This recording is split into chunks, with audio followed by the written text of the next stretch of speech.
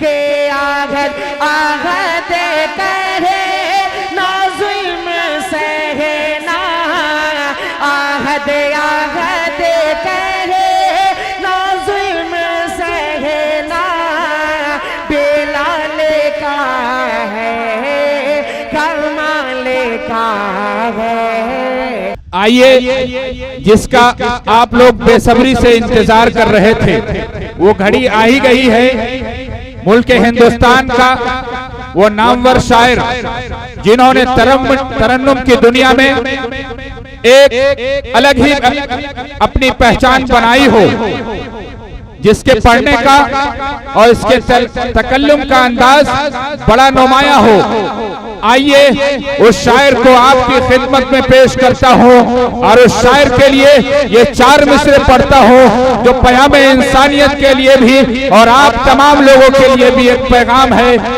जनाब अशफाक बहराइची के कदमों में 4 मिसरे रखता हूँ और उन्हें आवाज देने की ज़हमत करता हूँ कि चरागों के सफर में जब दबा हो आंधियों का, चरागों के सफर में जब दबा हो आंधियों का, तो अंजाम जुल्मत के सिवा कुछ भी नहीं।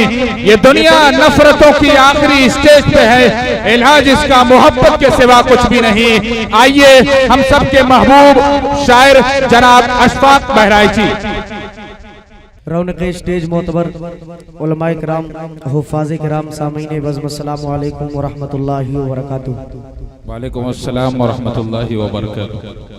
सबसे पहले मैं शुक्रगुजार हूँ तमाम कमेटी के जिम्मेदारों का, इस प्रोग्राम में जिन जिन लोगों ने भी हिस्सा लिया है उन तमाम जिम्मेदारों का जिन्होंने मुझ नाचीज़ को इस प्रोग्राम का हिस्सा बनाया।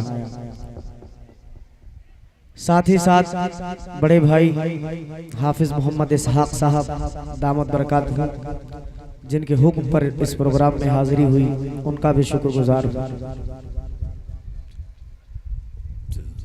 मुसलसल शब्बेदारी की वजह से आवाज इतनी ज्यादा मेरी लगी हुई है कि मैं तो कमरे से यहाँ तक आने के मूड में नहीं था। मैं चाह रहा था कि नजर भाई इस बार जो है काम चला लें, लेकिन इसहाक भाई का इसरार हुआ कि आप सिर्फ स्टेज पर आ जाइए। अब स्टेज पे आए तो फिर हुक्म हुआ कि अब पढ़ दीजिए। चंद शेर हाजिर करता हूँ।